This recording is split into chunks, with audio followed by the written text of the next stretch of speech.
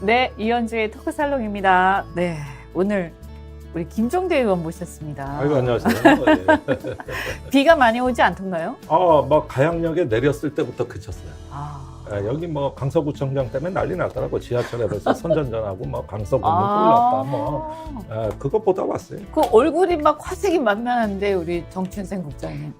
오랜만에 우리 강서구청장. 김종대 의원님을 뵈서 화색이 있는 거고요. 김종대 저도 의원 뿔난 때문이에요. 강서구민의 한 사람입니다. 정초생입니다. 의원 때문이에요? 반갑습니다. 아니면 강서구청장 얘기 나오니까 막 갑자기 막 이렇게 둘 다입니다. 업돼가지고. 아니 뭐 이렇게 광서구에서 23년 동안 사셨다면서요? 네네네. 그렇게 오래 살았는지 몰랐는데. 여기서 아이 낳고 키우고 네, 보육 그 어린이집 아이 맡기면서 워킹맘으로서의 그 애환, 고뇌, 어려움을 다 겪었거든요. 근데 이제 맞벌이를 하다 보니까 항상 종일반을 맡겨야 돼요, 우리 아이들을. 근데 이제 종일반에 한 7시?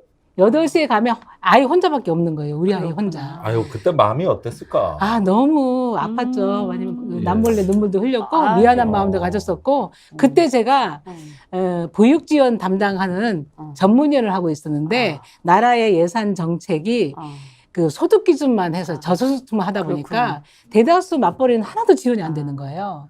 그래서 그때 결심을 한 게 무상보육 정책을 만들어야 되겠다. 그래서 제가 전문위원 할 때 무상보육 정책을 2010년도에 이렇게 만들었습니다. 네. 지금은 실행되고 있잖아요. 네. 2010년도에 친환경 무상급식 산모의 일반 정책 할 때 그 무상보육은 그때. 제가 담당해서 했고, 무상보육 무상급식, 무상의료, 아니 근데 이제 의료? 반값 등록금. 강서구청장 관심이 좀 있다고 하시니까. 근데 여기 김태호 부장님 다시 나오나요? 본인은 계속 나오려고 하고 있고요. 제가 취재를 해본 결과에 의하면 용화대 용산에서 정확한 입장을 안 주고 있대요, 사실은.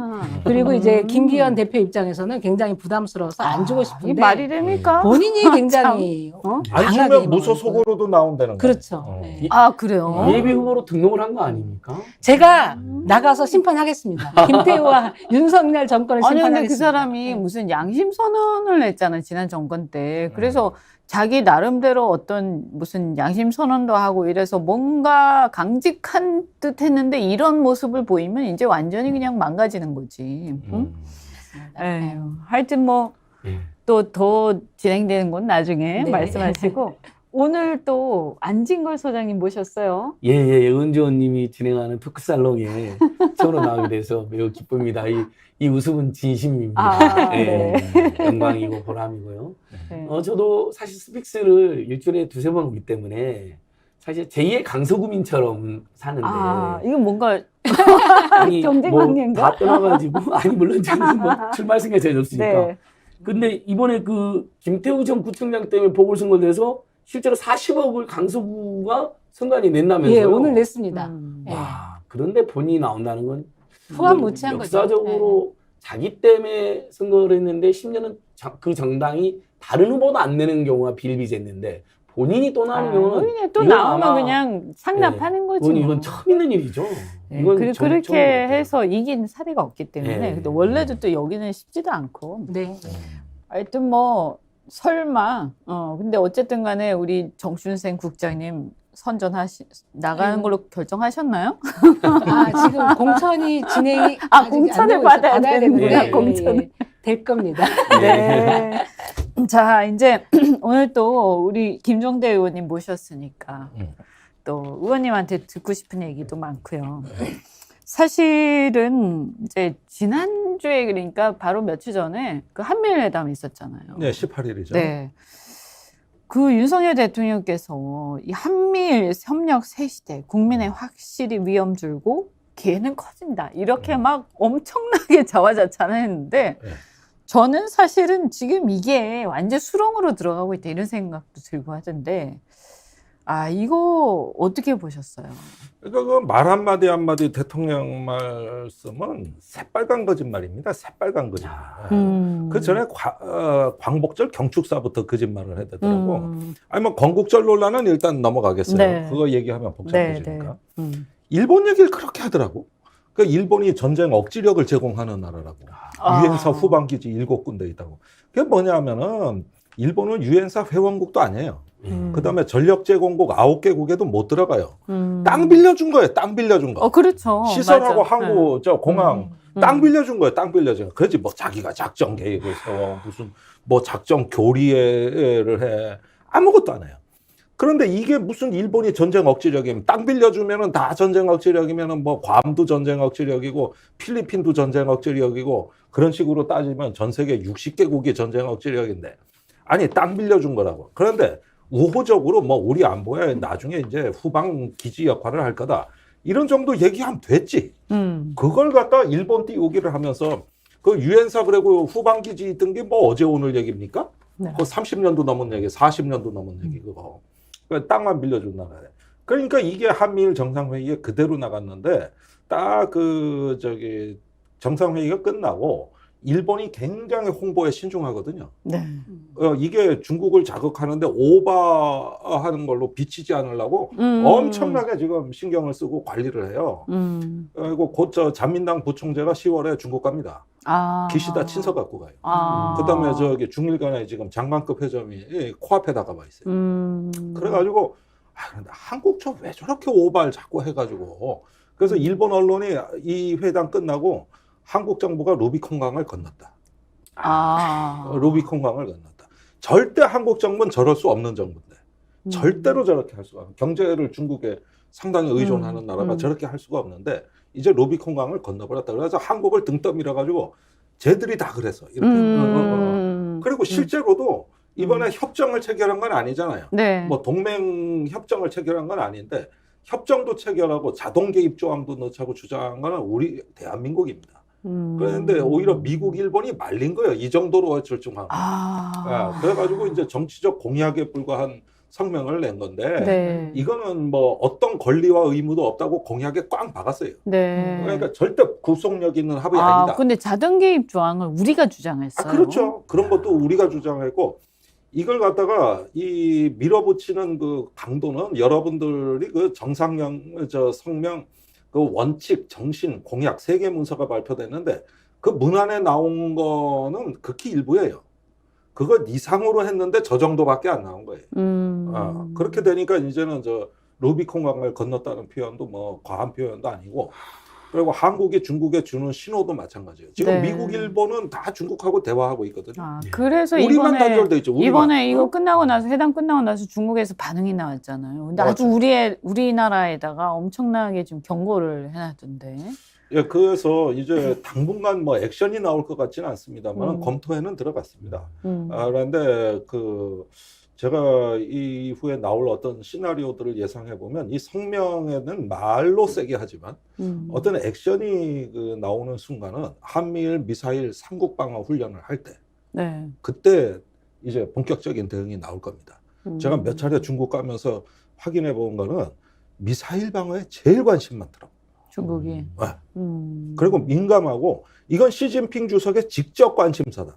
근데 이 얘기를 수도 없이 듣고 있어요. 그래서 한미일 미사일 방어 이게 그 연결이 되면은 그때는 대응할 겁니다. 그래서 제가 보기에는 어떤 그 군사적인 액션이 나올 때 그걸 명분으로 하지 이 말 갖고는 안 해요. 네. 네. 그런 면에서 이제 그 냉전주의자들의 오랜 꿈이 이루어졌습니다. 자나깨나 냉전을 그리워하고 냉전의 향수에 젖어서 이제는 저기 한반도 문제만 냉전식으로 해서는 성에 안 차니까 인도 태평양 전체를 여기에 냉전의 돌격대로 나서 이제 이 맨 앞줄에 섰다고 대통령실 스스로가 그랬어요. 거기에다 지정학적 변화를 이제 몰고 왔다 그랬어요. 흔히 국제 정치에서 지정학적 변화를 몰고 온다고 했을 땐 전쟁이나 그렇죠. 국가 붕괴, 재난이 있을 때를 네. 지정학적 그 굉장히 변화라고 피해야 하는 될 제일 센 일이죠. 용어거든요. 네. 그걸 이루고 왔다고 저렇게 얘기를 해버리니까 저걸 뭐 뜻을 알고서 얘기하는지 모르고서 얘기하는지는 알 수는 없지만 이거는 뭐 저 이제 신중세주의 그 냉전의 암흑 시대로 이제 거침없이 들어간 거예요. 저희들이 뭐 외교 국방에 좀 문외한이긴 하지만 그래도 이제 경제 공부나 해외에 계신 교포들하고 뭐 여러 가지 교류하다 보면 대부분 그냥 이념을 떠나가지고 교포들이나 경제 하신 분들이 이제 이미 세계는 실용주의 시대, 그 다음에 국위구선의 시대, 적도 동맹도 없는 뭐 그런 이야기는 이원주 의원님도 제가 토론할 때 네. 여러 번 말씀하신 거 들었는데 저 같은 문외한도 그런 얘기를 너무 많이 들었거든요. 저는 노태우 정부 때부터 들은 것 같아요. 그 말을. 소련하고 막 수교하고 노태우 그러면서. 대통령이 예. 가장 국방외교하고 그러면서 그 예전에 우리 막 대만이 자유중국이고 중국은 중공으로 막 규탄하고 막 그럴 때도 그때 충격받았잖아요. 네. 오히려 대만하고 수교를 단절하고 중국하고 수교를 하고 소련하고 수교. 이게 다 군사독재권 시절에도 심지어 진행된 거잖아요. 왜? 국익과 실리와 뭐 여러 가지를 그 정말 국민들에게 도움이 될 방이 뭔지를 고민하다 보니까. 근데 완전히 어떻게 박정희 전두환 노태우 때보다 더한 암흑과 대결과 극한의 냉전으로 가는 것인지 이게 도저히 이해가 안 됩니다. 저는 이번에 그 한미일 정상회의를 보면서 딱 느낀 게 그 한미일 3국의 지도자 지지율 합쳐도 100%안 되거든요.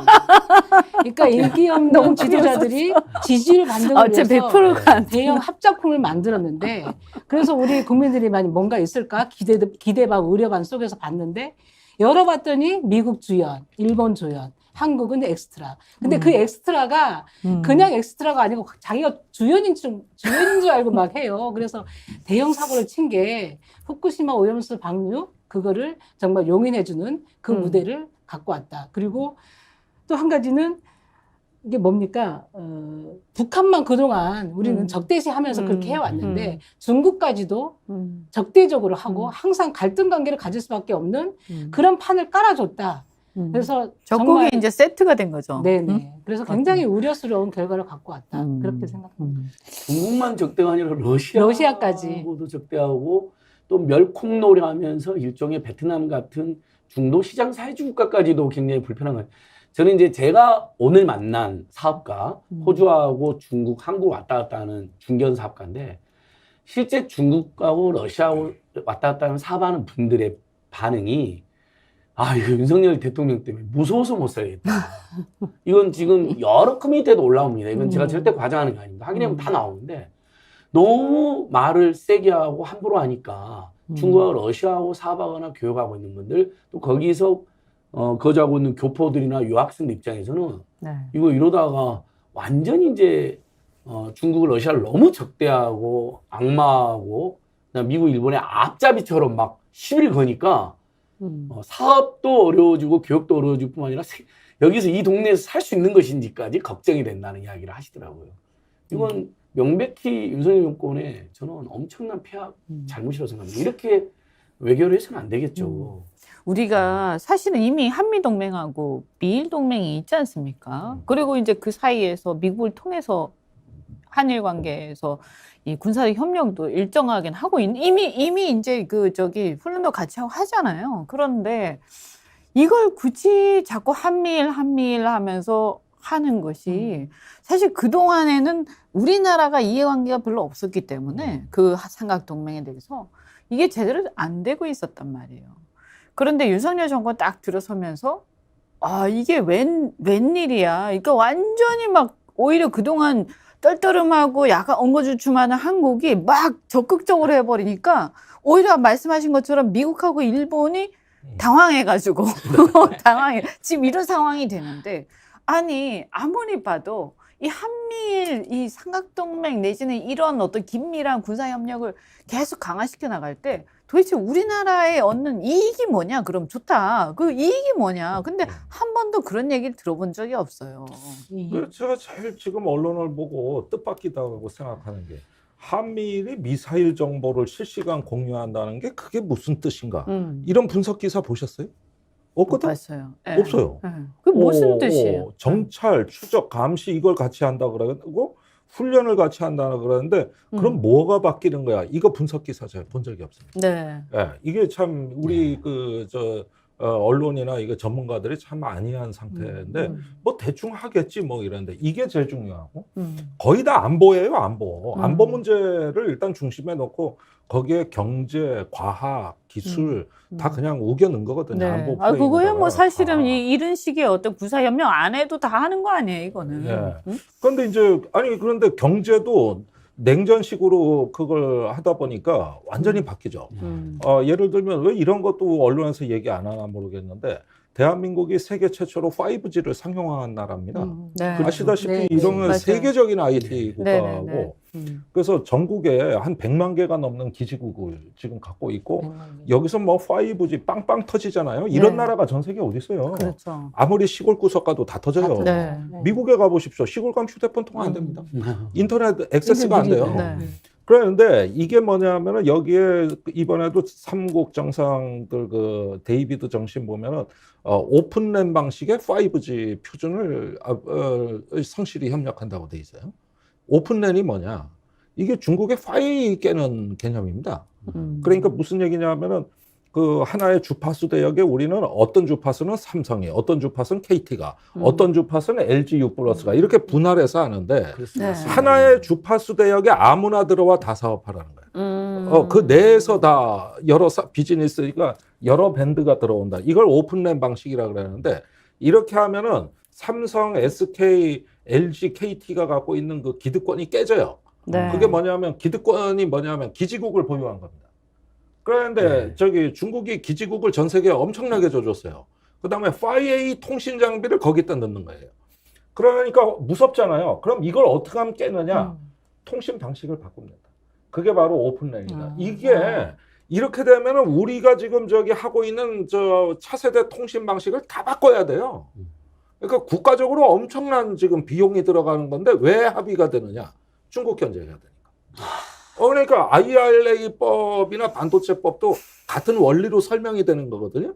그러니까 이게 저기 안보 문제가 그렇다고 해서 경제는 뭐 그냥 보완제로 넣은 것 같지만은 경제적 이익을 포기하면서도 안보 지향으로 갈 수 있는 그 핵심 개념들이 여기 다 담겨 있어요. 그러니까 우리나라 입장에서는 그러게. 이 손해보는 일만 있는 거 아니에요? 근데 윤석열 대통령 그 내용을 알고 했을까요? 아니 몰라요. 저기 오픈랜 그거는 그런 것들은 저 과기부 정도 돼야 알지. 총리실도 모르고 아마 외교부도 몰라 이게 무슨 귀신 씨나라 까먹는 소리는 이제 그런데 요런 부분들을 보면은 그 이번에 그 저기 핵심 기술에 대한 수출 통제 제도를 더욱더 강하게 나살 조여놨거든요. 네. 그래서 그 일본이 이제 반도체 소부장에 대한 중국 수출의 통제 체제를 올해 그 5월에 입법 조치를 완료했는데 네. 이걸 이제 실행 국면으로 들어가겠다는 얘기고 그러고 이제 저기 그 외에도 핵심 그 신흥 기술이라는 이름 하에서 인공지능 뭐 사이버 그다음에 저기 우주 개발 그다음에 차세대 통신 아까 말씀드린 거 이걸 갖다가 이제 이 삼국 표준을 가지고 중국 견제하는 경제 전쟁 라인이 쳐진 겁니다. 그동안에 산발적으로 했던 걸 다 모은 거예요. 그래가지고 다 이게 되나노니까 이제 기업 입장에서는 이 정상들의 합의 문서를 보게 되면 어떻게 되냐면 우리 앞으로 비즈니스 방식 다 바꿔야 돼요. 지금 지난 30년간 그 기업이 정치를 걱정하고 비즈니스 하지 않았습니다. 네. 정치는 정치고 경제는 네. 경제라 그래서 네. 혁신하고 그래서, 저기 경쟁력, 비교 우위 길러서 그걸로 우리 먹고 산다였어요. 그러나 앞으로는 정치를 먼저 고민해야 되는 상황이 된 거예요. 근데 이제 문제는 뭐냐면 그렇게 해서 우리한테 이득이 많이 되면 모르겠어요. 근데 우리가 가장 이 상황에서 이 어떤 리스크가 커지는 나라 아닙니까? 이 세 나라 중에서요. 그런데 이걸 앞장서서 막 하면서 이걸 기회가 커진다 이렇게 이 거짓말이라는 게 아까 그런 얘기 아니에요? 아니 그러니까 거기 정상선언에 보면은 여기서 기회라고 해석될 만한 내용이 있습니다. 저기 아세안을 집중적으로 한 5번 이상 나와요. 아세안. 문서에. 그러니까 이 이야기는 뭐냐면 중국의 대체제가 아세안이라는 거예요. 그러면은 이제 싱가포르, 인도네시아, 말레이시아, 베트남으로 들어가면 된다. 네. 인도는 또 이번에 빼놨어요. 이것도 특이한 겁니다. 인도는 요즘 개인 플레이 하니까 요즘은 또 약간 빼버렸어요. 이제, 네. 그리고 아세안을 이제 그 중국 대체제로 보고 있는 건데, 근데 이게 왜 거짓말이냐? 아세안으로 가봤자 그 아세안이 중국의 앞마당이에요. 그러니까 지금의 아세안 경제가 그게 다 화교 경제 아니에요? 화교 경제? 중국의 공급망 속에 들어가 있어요. 네. 그러니까 그렇죠. 저기 그 아세안하고 뭐 베트남하고 뭐 인도네시아하고 필리핀하고 뭘 열심히 사업을 했어.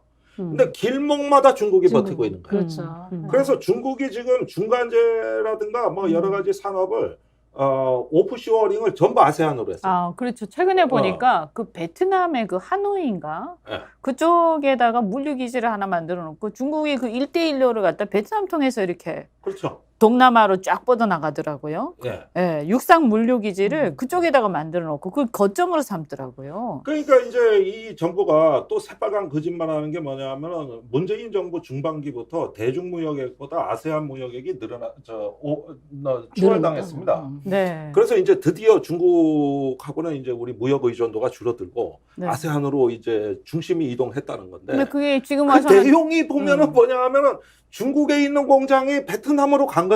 네. 그리고 거기서 이미 깔아놓은 중국 앞마당이니까 당연히 그쪽하고 무역을 많이 하겠죠. 네. 그러니까 이게 속일 거 놀아봤자 속여야지. 그 얘기가 속일 그 거 얘기인데 이번에 이 캠프 데이비드 그 프레임에 가장 그 황당하고도 왜곡된 어떤 그 사고 방식은 뭐냐 하면은 아세안을 중국 대체제로 본다. 이거 기업이 들으면 웃기는 얘기예요. 그 최태원 회장이 얘기했잖아요. 상공회의소장이. 지난번에 그 5월에인가 6월에 그 제주도에서 열린 포럼에서 뭐라 그랬습니까? 중국을 대신할 수 있는 시장은 없다. 그렇게 하다 보면은 한국 경제에 엄청난 혼란과 어려움이 닥칠 것이다. 예. 아주 작심 발언했어요. 그 이야기에 세무조사 진짜 의미 나가는 거 있는 아니에요? 게 세무조사?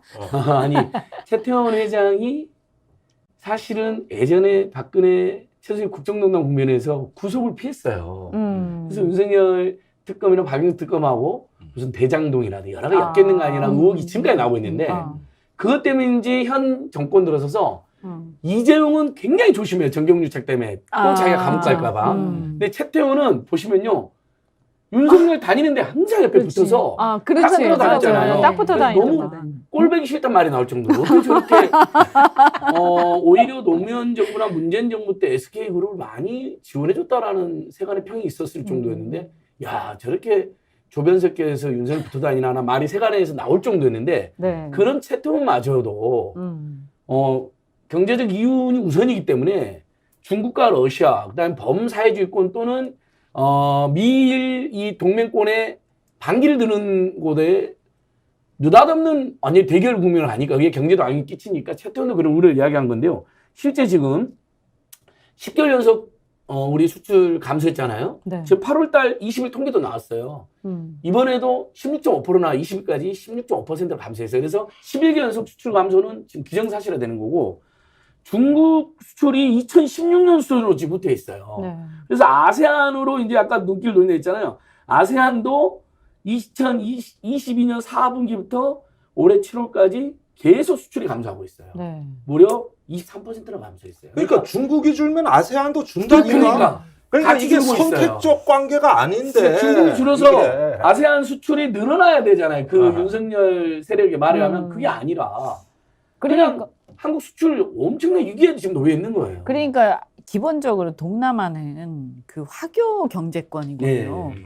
그래서 중국하고 관계에서 이게 중국 경제 따로 있고 동남아 경제 따로 있고 이게 딱 따로 떨어진 있죠. 게 아니고 네. 이게 일종의 중간재라든가 이런 것들이 다 물류를 분업 거치면서 구조예요. 국제 분업 구조가 돼 있는 거 아니에요. 그렇죠. 특히나 이 화교 경제권 때문에. 네. 그런데 이거를 갖다가 지금 보니까 그리고 이제 동남아는 어차피 중국에 말하자면 그 우산 속에 있는 거거든요, 경제가. 그러니까 이게 중국 경제에 이 관계가 떨어지니까 당연히 동남아도 그 당연히 수출이나 이런 게 떨어지는 떨어지는 거지. 거예요. 예. 그러니까 이거는 차라리 이제 제가 볼 때는 근데 미국이라든가 유럽은 좀 다르게 생각할 수 있어요. 왜냐하면 이게 거래하는 내용이나 이런 것들이 좀 다를 거예요, 아마. 근데 우리가 중국하고 거래하는 거나 동남아하고 거래하는 건 거의 같은 맥락 속에 있단 말이에요. 하나의 경제권으로 통합돼 가고 있습니다, 사실상. 그러니까 자, 이거 보세요. 작년에 말입니다. 한덕수 국무총리가 국회 대정부 질문에 출석해서 뭐라 그랬어요? 중국 경제 꼬라박는 수준이다. 그다음에 최상목 경제수석 완전히 탈중국 발언하고 추경호 경제부총리 뭐라 그랬습니까? 중국과 무역 흑자 보는 시대는 끝났다. 막 그 거의 매달 탈중국 선언이 나왔거든요. 그래가지고 중국 경제 꼬라박는다고 그렇게 그러는데 최근에 중국 경제가 진짜 꼬라박을 것 같거든. 네. 그러니까 이번엔 또 꼬라박는다고 난리가 났어. 난리가. 그래. 난리가 났어. 난리가. 진짜 지금은 중국 부동산 때문에 지금 큰 그러니까 문제죠. 근데 꼬라박는다고 야근 잔뜩 올려놨는데 이게 만약에 현실화되면 그럼 우리가 엄청난 타격을 그러면은 받을 저기 거예요. 2008년에 미국발 리먼 브러더스 네. 충격과 비슷할 겁니다. 그렇죠. 네. 그러면은 이번엔 중국발 충격인데다가 미국의 금리 올린 거 하고 이제 쌍둥이 충격을 받습니다. 그러니까 이제 비상대책방 가동하고 난리가 났거든 지금. 네. 그러면은 작년에 꼬라박는다 그러면서 야 우리 아세안 가자. 저기는 이제 저 중진국 함정에 빠졌어. 제대로 안 돼. 이러던 기세는 어디로 간겨? 아니, 논리대로라면 지금 이건 뭐 잘 된 거 아니야? 근데 경제라는 게요, 아시다시피 이게 물류라는 거는 물류 비용이 싸야 되니까 옆에 있는 나라들하고 거래를 많이 하게 돼 있거든요. 특히나 중국처럼 G2 국가가 바로 옆에 있잖아요. 그러면 우리나라 경제는 사실은 싫든 좋든 간에 중국 경제가 잘 돼야 우리도 잘 되는 거예요, 사실은. 네. 응? 근데 이거를 계속 마치 중국이 잘 못 되면 우리가 굉장히 좋을 것처럼 막 그렇게 한 거 아니에요? 그동안에? 마치 이게 무슨 제로섬 게임인 것처럼. 네. 그 어떤 면에서 보면 일정한 부분은 사실은 낙수 효과가 있었단 말이에요. 그게 이제 홍콩과 대만도 다 마찬가지예요, 사실은. 똑같아요. 홍콩도 대만도 어떤 면에서 보면 이 서구 국가들하고 중국하고 사이에서 일종의 중간적 역할들을 하면서 돈을 많이 벌어왔죠. 우리나라도 똑같은 거거든요. 근데 지금 이제 막 난리가 난 거예요. 근데 제가 이렇게 봤을 때, 그러면 또 경제도 그렇지만, 더군다나 최근에 보면, 근데 또 이상한 게, 근데 일본은 또 왜 이렇게 경제가 좋냐. 그건 응? 이유가 있습니다. 네. 사실은 일본이 이제 코로나19도 뭐 겪고 뭐 여러 가지 그런 어떤 어려움이 있었다 그럽니다만은 사실은 일본은 내수가 70%입니다. 그렇죠. 예, 그다음에 1억 저기, 2천이니까. 무역 의존도는 30%밖에 안 돼요. 그리고 대부분 공장을 해외에다 져놨기 때문에 현지 생산이지 뭘 물건을 파는 개념이 아니에요. 아시아에 제일 중국 다음으로 많이 투자한 나라가 일본이고 네. 다 아웃소싱 돼 있어요. 그렇게 해놓으니까 이런 무역 구조에 크게 민감하게 영향을 받지 않는데 무역도 타격이 별로 없었다. 네. 그 다음에 또 한 가지 뭐냐면 또 중국이 불안하다, 또 무너진다, 뭐 대만해협에서 전쟁 난다, 매일매일 암울한 전망들이 나오니까 요즘 기업이 중국에 대해서 직접 투자하는 데 있어가지고 좀 관망을 합니다. 그럴 때 갈 데 없는 돈이 일단 중간 기착지로 일본으로 가요. 만약에 중국이 지금 부동산도 그렇고 심지어 중국 인민들조차도 투자를 안 해요. 전부 안전자산 쪽으로 다 갔어요, 중국 네. 인민들이. 그래서 네. 소비가 회복 안 되는 거예요. 그러니까 지금 가면은 사업이 잘 안 될 것 같아. 그러면 일단 일본 쪽에다가 묻어뒀다가 여기가 지정학적으로 왠지 피난처가 되기에는 적절해 보여요. 네. 그래가지고 세계 직접 투자가 그리로 몰렸어요. 일본 쪽으로. 그러니까 경제가 이런 어떤 것들을 적절하게 미중 관계도 활용해 가면서 나름대로 굉장히 스마트하게 극복이 되고 있고 네. 또 미국도 경제가 굉장히 좋습니다. 그러게요. 예, 저러다 완전 고용되겠어? 네. 그러니까 뭐 사실상 거의 지금 그런 상태죠. 그러면은 뭐냐면은 거의 타격 입은 나라가 없어요. 이 미중 그걸로 해서. 그런데 한국이 일본하고 정반대 경제 구조라 그래요. 여기 네. 무역 의존도가 내수보다 무역 의존도가 더 높은 나라 아니에요. 네. 70%가 무역이란 말이에요. 네. 그러니까 이런 부분에서 약간의 민감한 어떤 그 외부 충격이 있으면은 나비 효과처럼 돼가지고 완전히 여기는 완전히 죽느냐 사느냐 하는 판으로 내몰리는 거죠, 이게. 내몰리는 거. 그리고 또 구조도 다르고 여러 가지가 있습니다. 거기에다 제일 중요한 거는 윤석열 정부가 출범을 한 거예요, 이게. 이게 제일 문제예요. 그러니까 희한하게 어쨌든 윤석열 정부 출범 이후부터 계속 수치가 안 좋아지는데 우리나라가 사실은요, 그 금융위기 때 이후 그때 빼고는 금융위기 때 말고는 사실 우리나라가 1%대 성장을 한 적이 없어요. 네. 그런데 지금 올해는 그렇게 예상이 되고. 금융위기도 단 1년만. 그렇죠. 딱 한 번 그랬었죠. 한 번만 그랬고 네. 바로 더 전화위복으로 더 회복해버렸죠. 맞아요. 네. 지금 대한민국 경제 성장률 전망치가 계속 떨어져서 1.3%까지 지금 나오고 그러니까. 있어요. 미국과 일본은 지금 거의 뭐 5% 아니, 10% 가까이. 일본은 전망이. 올해 그 누적 그 잠재 성장률 예측해 놓은 거 보니까 6% 예, 예상하더만. 응? 근데 하반기에 저는 더 떨어질 수 있다고 보는 게요. 뭐 저 하고 이야기했거든요. 우리 윤석열 정권 그렇죠. 담당자들이. 지금은 그 말도 못해. 이제 그만 이제 못합니다. 왜냐하면 수출이 지금 11개 연속 감소하고 있죠. 거기에다가 불황형 이제 흑자인데 다시 이번 달에 또 무역수지 적자까지 될 가능성이 나오고 있고.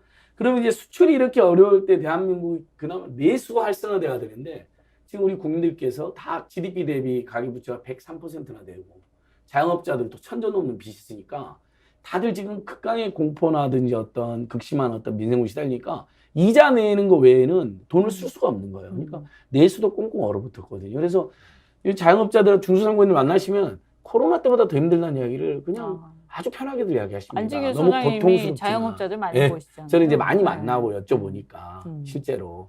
그러니까 이러면 수출도 최악의 부진이죠. 거기에다 내수까지 완전 고물가, 고유가, 고금리, 고환율, 고부채 때문에 부진한데 거기에다가 예를 들면 복지 민생 대책 예산은 추경도 안 된다. 복지 민생 예산은 오히려 계속 줄여나가겠다. 이 발표니까 그럼 서민 중산층들 부자들이야 뭐 어떻게든 돈을 쓰겠지. 근데 부자들은 잘해서 소비 탄력성이 일정하잖아요. 네, 특별히 돈을 더 그렇죠. 경기가 좋든 안 좋든 그분들은 꾸준히 쓰는 분들이고 그나마 내수 활성화 되려면 서민 중산층들의 주머니에 돈이 있어야 되고 그다음에 정부 지출을 늘어나야 되는데 이 둘 다가 줄어드니까 네. 저는 하반기 경제 성장이 더 떨어질 것이다. 그리고 국민들만 지금 죽어나가게 생겼다. 그게 굉장히 너무 속상한 일이에요. 지금. 경제도 그렇고. 그런데 이제 그러면 그렇게 중요하게 윤석열 대통령이 그렇게 중요하게 생각하는 안보 측면에서 봤을 때 네. 아니 이번에 보면 미국에서 이게 일본해라고 이렇게 표기를 한 거 아니에요. 네.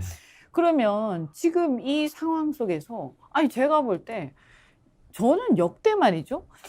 우리가 지금 독도 문제와 관련해서 일본이 이렇게까지 심하게 나온 적이 없었잖아요. 갈수록 지금 심해지는 거 아닙니까? 이제는 완전히 그냥 대놓고 그냥 자기네 땅이라고 얘기를 하고 실질적으로 계속 그 얘기를 국제관계에서 얘기를 꺼내고 또 그것이 이제 언론에 나오고 언론 플레이를 하다 보니까 어느 순간 보니까 이게 분쟁 지역화 돼 버렸어요.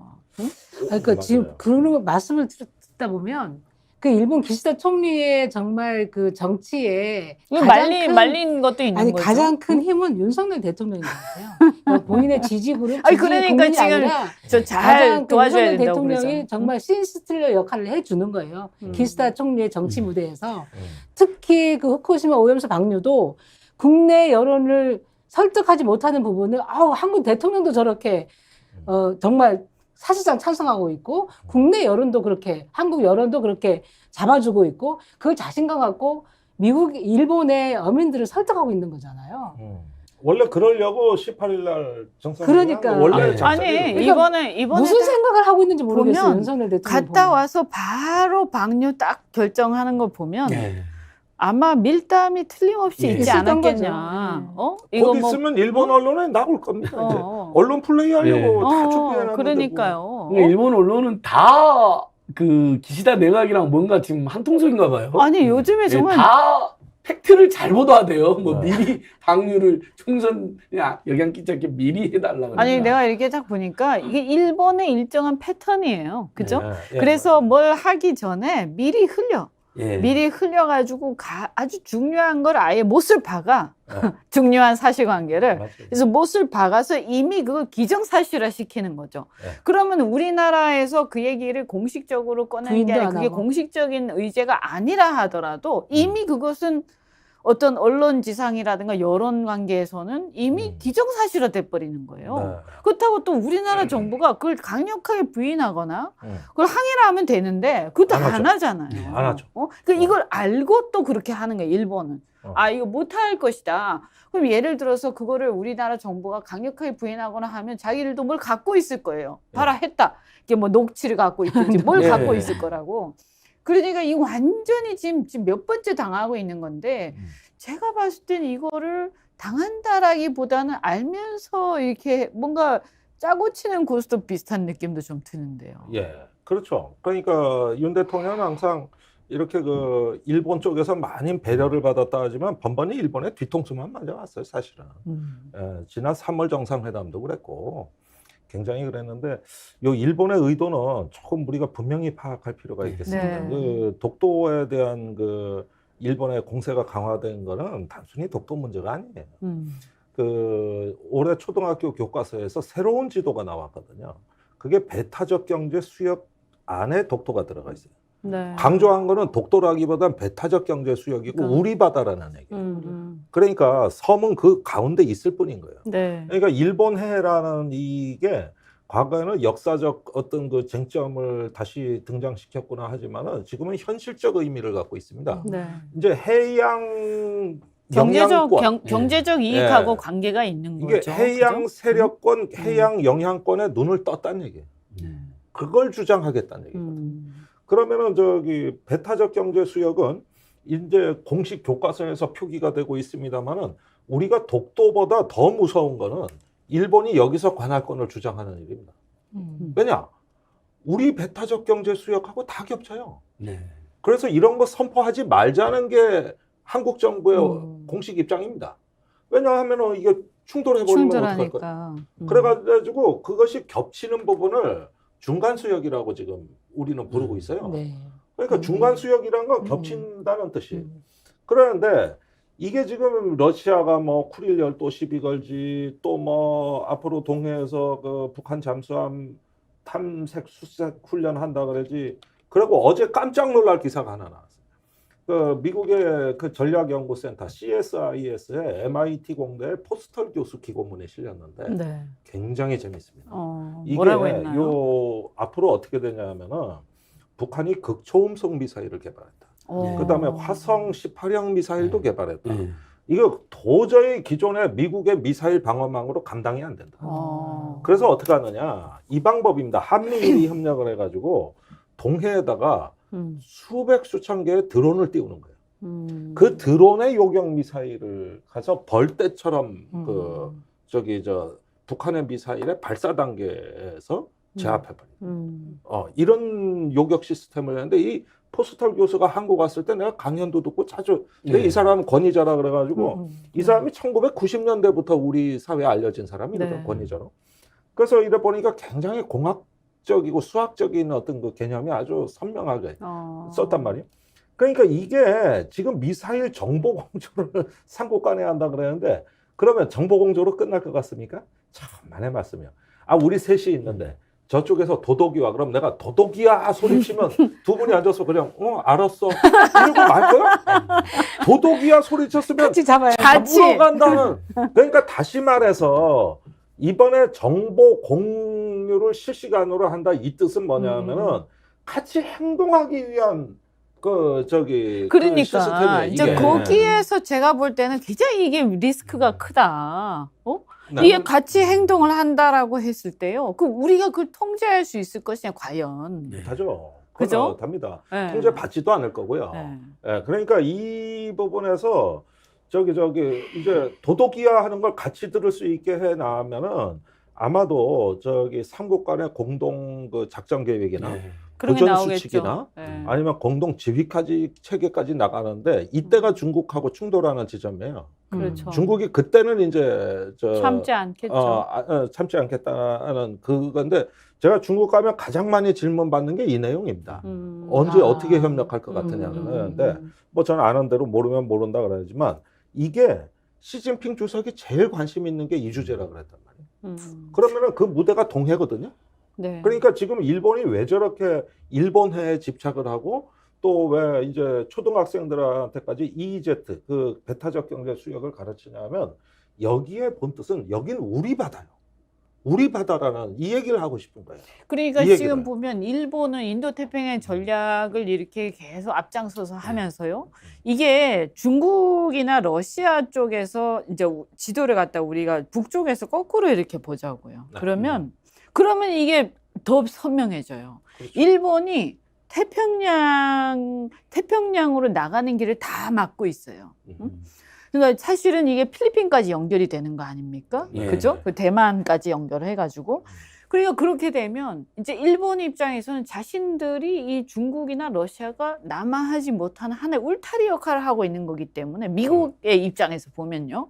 그리고 이 일본의 전략적 가치는 매우 커지는 거고 네. 사실은 우리는 그냥 그 사이에 무슨 꼽사리 낀 거 비슷한 상황으로 딱 변하는 거죠. 그래서 그럼 이게 여기서 제가 좀 원초적인 질문을 해보면 일본은 수십 년간 그런 전략에서 계속 일관되게 주장을 하면서 하는데 왜 우리나라 윤석열 대통령은 그 부분에 대해서 하나도 문제 제기 안 하고 그냥 하자는 대로 따라가고 사실상 국민의 입장에서 보면 우리가 얻는 국익도 하나도 없는데 왜 그렇게 따라갈까 그런 질문을 할 수밖에 없거든요. 그게 무식해서 그런 건지 아니면 뼛속까지 친일이어서 그런 건지 정말 궁금합니다. 저는. 아니 그러니까 이런 질문이 저기 가장 많아요. 네. 왜 그러냐 그런데 도대체. 이 사고 체계를 좀 분석을 해봐요. 네, 네. 왜 그러냐, 뭐 단순히 뭐 친일파다, 네. 뼛속까지 일본이다 이런 것들은 그건 그렇게 아니죠. 과학적인 네. 설명이 아니에요. 네, 네. 일단은 무엇을 믿고 있는가를 따져봐야 되는데 이 국제 정치는 커그니티브 게임, 즉 인지 게임이라 그래요. 어떻게 바라보고 인식하고 있는가를 봐야 되거든요. 그런데 적어도 두 가지를 믿고 있습니다. 그 대만에서 미중은 반드시 충돌한다고 봅니다. 이 부분의 믿음은 이미 굳어진 것 같습니다. 최근에 이제 2026년에 전쟁 난다는 날짜까지 나오고 있잖아요, 지금. 네. 2026년 아니 날짜까지 나오고. 곧 나오는. 아니 날짜까지 그저 아까 그 하면서, CSIS에서 그 네. 시나리오까지 다 나왔잖아요. 시나리오도 나왔고, 네. 그거는 이제 미국은 시뮬레이션이죠. 뭐, 네. 그런데 쉽게 판가름 나는 전쟁은 아닙니다. 미국으로서도 대만 해협 지원하면 아마 세계에서 가장 어려운 전쟁이 될 거예요. 보급선이 너무 길어요. 그러니까. 육지가 아니라서. 네. 그런데 일단은 저기 대만 해협에서는 반드시 힘과 힘, 의지와 의지가 충돌한다고 일단은 저 숙명론적인 어떤 믿음이 네. 일단 됐고 의지와 두 번째는 의지가 충돌한다. 의지와 의지, 힘과 힘, 지략과 지략이 충돌한다. 이것이 꼭 뭐 고강도 전쟁이냐 뭔가는 따져볼 여지가 있지만 충돌은 기정사실은 이걸 갖다 어려운 말로 투키디데스 함정이라고 네, 하는 거예요. 그렇죠. 패권국 스파르타와 저기 도전국 아테네는 반드시 충돌할 수밖에 없었다. 네. 운명이다. 이거 주술입니다. 그러니까 이제 사실은. 미국의 사실은 네오콘들이 지금 믿고 있는 거 아니에요, 그게. 그렇죠. 네. 그러니까 이 미국의 국제정치학 전문가들 설문조사에서 저기 미중이 대만 해협에서 충돌할 가능성을 답변을 구하니까 반드시 충돌한다고 50% 이상 나왔어요. 네. 그러니까 이것을 그대로 일단은 받아들였다. 네. 주술과 같은 어떤 예언을 갖다가 일단은 받아들였다. 이게 첫째고 두 번째는 그게 반드시 한반도로 불똥 튄다. 이렇게 보는 거거든요. 그러니까 이 두 가지를 전제하고 보면 빨리 이기는 쪽하고 붙어야 돼요. 그래가지고 저기 여기서 어떤 그 하나의 어떤 그 대만과 한반도가 연결된 안보 라인을 구축해가지고 거기에서의 어떤 이기는 편의 진영을 강화하는 게 이게 생존이라고 믿는 거예요. 그러니까 어차피 전쟁 임박론, 임박한 파국, 거기에 대한 어떤 숙명론적 믿음. 이게 한동훈 장관이 지난 4월에 출국할 때 그 펠로폰네소스 전쟁사. 그 책을 이게 다 하나의 어떤 공통된 공감대가 있는 거네, 그러니까. 그렇죠. 그러니까 그 책을 왜 들고 갔느냐? 그 전주에 위안부 강제징용 정부 해법이 발표된 거예요. 네. 그러니까 대통령을 응원하려고 그 책을 들고 간 거란 말입니다. 그래가지고 이게 투키디데스 함정이라고 하는 걸 그레이엄 엘릭슨 교수라는 사람이 이제 이 말을 만들어냈는데 하나의 메타포, 은유를 뽑아낸 거란 말이에요. 그런데 그 그레이엄 엘릭슨 교수가 지금 이걸 부정하고 있어. 그래요? 충돌을 일어난다는 걸 그걸 극복하는 방식을 우리는 제안하려고 내가 그걸 말을 만들었는데 다 종교적으로 믿는다는 거야. 이건 아니라는 거야. 이거는 아니 아니라는 근데 거야. 어떤 면에서 보면 미국의 네오콘을 중심으로 해가지고 계속 그 얘기를 계속하면서 마치 그런 게 좀 일어나길 바라는 것 같기도 해요. 그렇죠. 그러니까 대표적으로 이 정부의 그거를 그 관장하는 주술사가 김태호 1차장이라고 합니다. 근데 이 사람이 그 시카고 대학에서 정치학 박사를 받았거든요.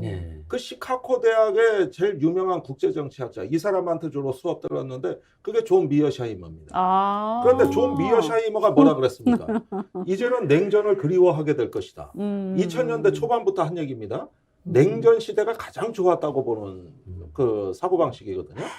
그때는 적과 동지가 뚜렷했잖아요. 네. 그러니까 이 현실주의자 입장에서 공격적 현실주의자는 그러니까 공격적 현실주의자 입장에서는 중국이 팽창하는 것은 차단해야 되는 거고 동맹국은 난 미국 편에 서야 되는 거거든요.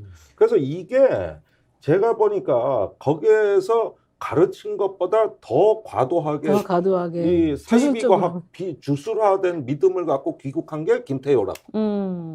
그리고 그 미어샤임을 MB 때 비서관 할 때 대통령을 만나게 한다고.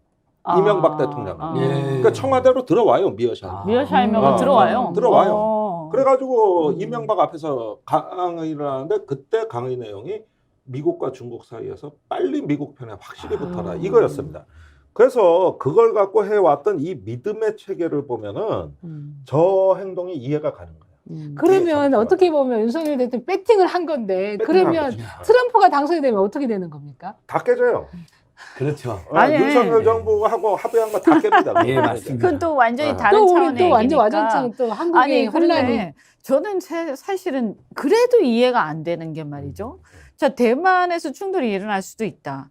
그러면 그 상황 속에서 이 한반도로 불똥이 튄다. 그게 뭐냐면 사실은 이제 주한미군이라든지 이쪽이 차출이 되면서 이 주한미군이라든가 주1 미군 기지를 중국이 예를 들면 뭔가 미사일을 그죠? 쏜다든지 뭔가 아니면 또 거꾸로 그쪽에서 뭔가 중국에 대한 견제가 들어간다든지 이런 식으로 주한 미군 기지, 특히 평택 기지라든가 이런 데들이 굉장히 중요해진다는 얘기잖아요. 근데 이 상황에서 말이죠. 근데 다 알겠는데, 좋아. 그러면 한미 동맹 원래 공고했잖아요.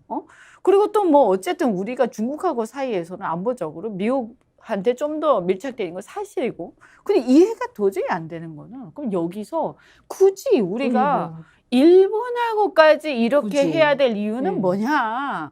일본은 이해관계 확실히 있죠. 그죠? 미국도 가능하면 한국이 좀 일본하고 협력을 해서 사실은 일본을 중심으로 한 축이기 때문에 인도태평양 전략은 그러니까 일본에 우리가 좀 더 협력을 해주는 게 미국 입장에서도 맞는 거예요. 그런데 우리나라 입장에서 그 일본하고 이렇게까지 해야 될 필요가 있느냐? 아니 그러니까 그것이 이제 굉장히 절박하고 시급해졌다고 보는 거거든요. 네. 아까 말씀드린 그 미어샤이머의 공격적 현실주의대로라면은 중국은 반드시 패권국을 지향한다. 반드시 팽창한다. 그러니까 미국하고 완전 전면전으로 붙는다 이렇게 보는 거군요. 반드시 도전한다. 뭐 전면전까지는 어떨지 모르겠지만 반드시 도전한다. 그런데 지금 막지 않으면 어떻게 되느냐. 지금 그것을 무릎 꿇리고 막지 않으면 어떻게 되느냐. 그거는 진짜 전쟁이 되는 거죠. 그러니까 저기 이 일본하고 뭘 도모한다고 하는 뜻은 뭐냐면은 이미 세상은 저 높은 장벽이 세워졌고 북중러대 한미일 이렇게 갈라지고 세계가 갈라지고 있기 때문에 이것이 그 저기 큰 참극으로 이어지지 않으려면은 지금 차단해야 돼. 그러니까 완전히 확정적인 상황으로 인식하고 그렇죠. 있군요. 아예 그게 이거를. 출발선에 가정이 있는 기본 가정이 있는 거거든요. 확정적인 상황. 그러니까 우리가 문제 제기해야 될 건 그 가정이에요. 지금 이렇게 하기로 했다가 아니라 이렇게 하게 만든 세상을 보는 눈. 기본 가정에서 문제가 있어요. 그런데 지금 그 저기 우크라이나가 왜 저런 모양 적골됐느냐? 나토 가입 안 했기 때문이다. 그다음에 자체 억지력이 없었기 때문이다. 동맹이 느슨했기 때문에 우크라이나 절해된 거다. 그러니까 어떻게 해야 돼? 확실하게 해야 돼. 그러면은 자 여기서 이 기본 가정은 일종의 믿음이자 주술이고 사이비과학인데 그러니까 왜 자꾸 내가 이걸 얘기하냐면 그럼 실제 그런 증거가 있는지를 봐야 될 거 아니야. 네. 얼마나 합리적인 근거가 있느냐. 네. 진짜 시진핑이 2026년에 전쟁하려고 명령을 내렸다거나 또는 중국군 내에 그런 동향이 보인다거나 아니면은 어떤 그 저기 중국에서 이 대만 문제에 대해서 정책의 우선순위가 평화 통일이 아니라 무력 통일로 완전히 넘어갔다든가 이런 증거들이 나와야 돼요. 전략 변화가 감지가 돼야 되는 거죠. 근데 말 몇 마디가 다예요. 말 몇 마디가 답니다. 그래서 올해 미국이 제기한 가장 근거라고 얘기한 걸 내가 찾아봤더니 올해 3월에 중국 입법원 개막연설에서 시진핑이 한 얘기 중에 감어투쟁이라는 단어가 나와요. 여기서 감은 감히, 어는 조사, 그 다음에 투쟁이 감어투쟁. 그러니까 결연하게 투쟁해라 이 얘기거든요. 미국에 대해서. 그런데 이게 미국에선 교전으로 번역이 된 거야, 투쟁이. 그러면 그러면 우리는 투쟁이란 말이 일상어라고 국회에선 예산 투쟁. 그죠? 아니 이런 그리고 거 또 하고 노사는 임금 공산주의 그죠, 그죠. 국가에서는 그게 굉장히 좀 그냥 흔한 일상이에요. 얘기예요. 투쟁이란 근데 이게 말. 반미투쟁이란 말 많이 썼잖아요, 옛날에 사회주의나 세상세계. 조금 그런 약간 말이에요. 좀센 거였지. 그러니까 그러니까 전쟁은 투쟁이야 인생은. 그런데 요것이 교전으로 번역이 했었구나, 돼가지고 그래. 그 포틴저 같은 그 미국의 그 저기 현실 공격적인 현실주의자들이 이 말을 전부 인용을 해가지고 어느 날 미국 언론에 싹 도배를 해버렸어. 네.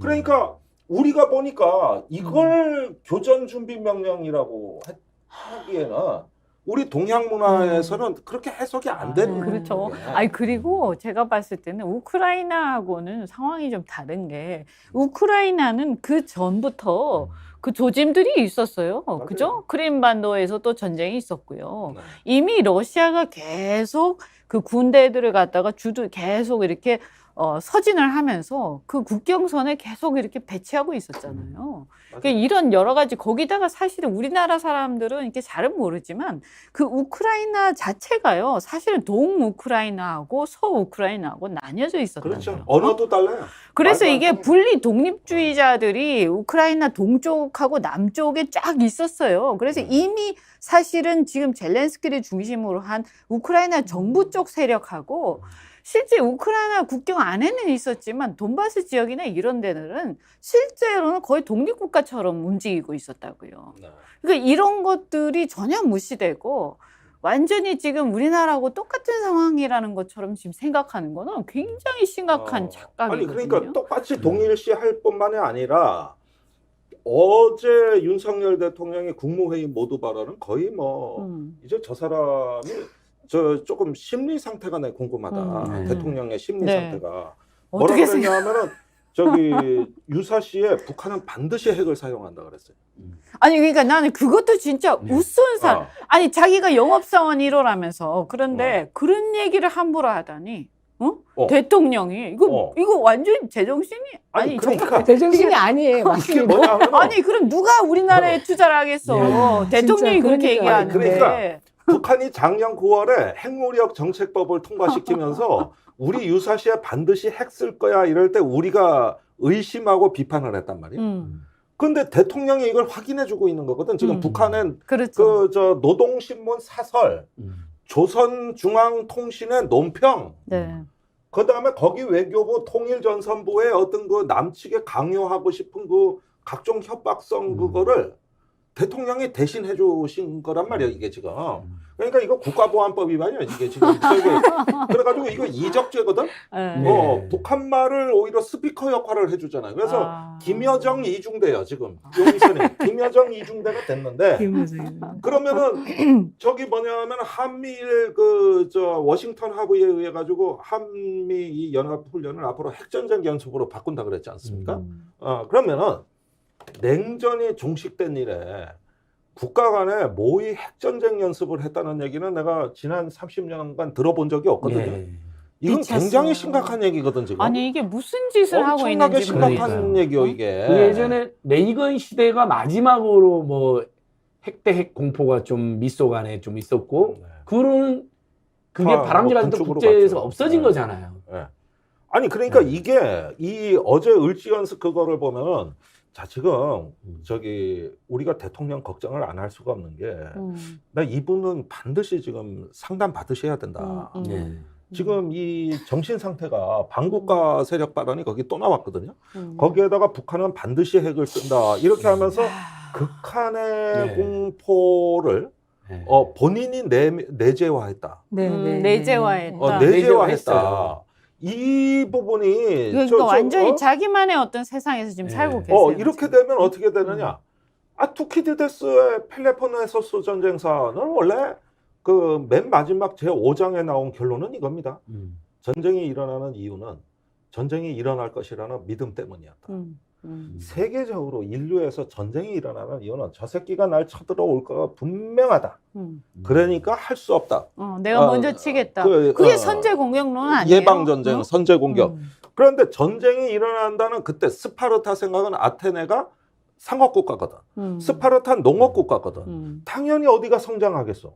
아테네가 그리스 문명에서 성장. 아테네가 경제 성장률이 더 높으면 이거 쟤들은 조금만 더 그렇지. 크면 우리 공격할 거야. 음. 그래서 쳐들어간 거예요. 맞아. 예방 전쟁입니다.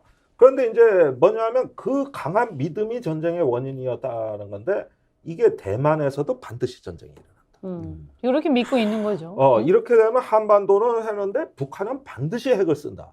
자, 이게 모든 출발의 과정이니까 그러면은 별거 다 해야죠. 아니 그러니까 그렇다는- 완전히 거기에 지금 사로잡혀 있어. 그 사로잡혀 생각에. 딱 갇혀버렸어. 여기에 싹 갇혀버렸어. 그러니까 반드시 이런 일이 가까운 시일 내에 일어날 거기 때문에 우리가 미리 뭔가 해야 돼. 네. 여기에 가득 차 있을 생각이. 제발 그러니까. 아무것도 하지 말았으면 좋겠어. 그러니까 우리 국민들 입장에서 보면 한미일 정상회담의 무서워요. 결과에도 무섭기도 무서워. 하지만 지금 당장 내 눈앞에 안 보이는 문제인데 더 큰 문제는 저는 핵 오염수 방류 문제. 정말 국민의 그렇죠. 입장에서 주부의 입장에서 24일 보면 날 한다는 거 아니에요? 24일도 시작이 되는데 정말 이걸 어떻게 막을 방법도 없고 그렇죠. 지금 그 민주당에서는 내일 촛불 집회하고 그리고 시민사회 함께 또 토요일에 한다는데 그 정도는 저는 안 될 것 같고요. 우리 당 지도부가 단식 농성이라도 하면서 네. 막아야 되지 않나 이런 생각까지 근데 하는데 우리가 너무 이렇게 막 나라 걱정을 많이 하다 예. 보니까 이게 네. 지금 CM을 갖다가 하나도 못했어요. 그거 많이 그래서 해야죠. 잠깐 김정대 의원님 강의가 너무 좋았나 봐요. 네네네. 그래요? 우리 셋 다 집중했잖아요. 네네. 그러니까 애청자들도 계속 들어오고 계세요. 아 그래요? 그래요? 처음에 1000여 지금 3000여 명. 전문 그러니까 강의. 잠깐만 근데 이거 CM 틀어야 되는 예. 거 아니야? 할 건 해야죠. 아니 이제. 우리 너무 해야죠. 집중해가지고 듣다 아, 보니까 오늘- 완전히 빠져가지고 야, 정말 대단한 강의셔요. 진짜 어. 네 예. 다녀오세요. 여러분 네. 나가지 말고 네. 계속 봐주세요. 네. 자, 그래서 우리가 지금 나라 걱정 엄청 하고 아. 있는데 또 이 와중에 이제 오염수 방류까지. 네, 근데 네. 이게 그 회담 하자마자 딱 바로. 돌아와서 네. 이제 약속한 듯이 짜자자작 하고 네네네. 있는 거 아니에요? 네. 이거는 또 진짜 24일에 방류를 한다는데 네. 정말 사실은 저는 이 얘기 딱 듣고 이 너무 무기력함 같은 게 느껴지더라고요. 이거 아무리 얘기해도 씨알도 안 먹히는구나. 옛날 같으면요, 뭐 좀 얘기하면 뭐라 변명이라도 그쵸. 좀 하고 말이죠. 국민 여론도 눈치 보고. 그런 게 있었거든요.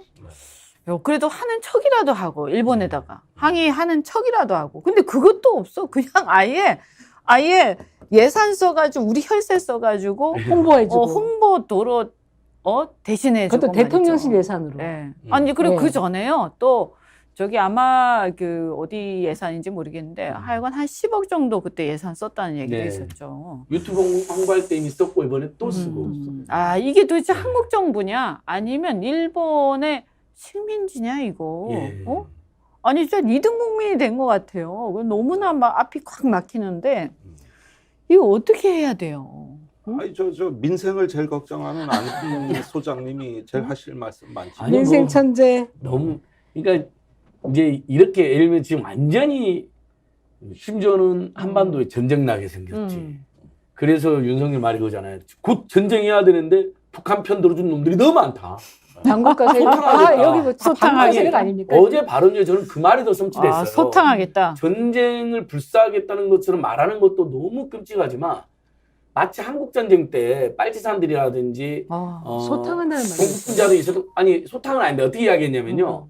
그런데 북한 공산당 취재가 이거 편을 들어주면서 가짜 뉴스로 교란을 대한민국 교란시키는 세력들이 너무 많다 이렇게 이야기했다 이런 취지로. 반윤 세력 말하는 거 아니에요? 네. 근데 자, 이거잖아요. 보세요. 전쟁을 이렇게 긴장을 고조하는데 반전 평화를 외치는 사람들을 사실상 북한 편을 들어주는 사람으로 몰겠다는 거예요. 그러니까 그게 저는 너무 끔찍했어요. 그게 말이죠.